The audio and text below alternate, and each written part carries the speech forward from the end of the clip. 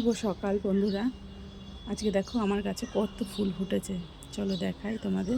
ওই দেখো, দেখেছো কতগুলো ফুল ফুটেছে আজকে গাছে। খুব সুন্দর ফুলগুলো ফুটেছে, আর রোদের এত তাপ, এই ফুলগুলো সব তুলে নিয়ে আসতে হবে, না হলে রোদের তাপে শুকিয়ে যাবে। আর গাছে জলও দিতে হবে। কেমন আছো তোমরা সবাই?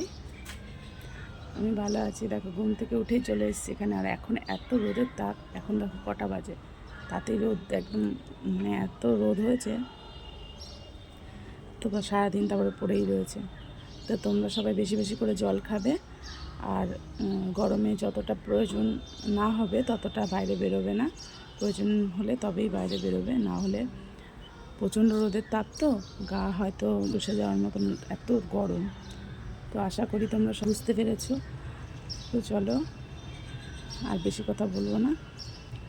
তো তোমাদের সবাই দিনটা খুব ভালো কাটুক। তো টাটা। এখনও সোনা ঘুমোচ্ছে, ঘুম থেকে ওঠেনি, ওকে তুলবো, তারপর রান্না করব। বাড়ির নানান কাজ থাকে।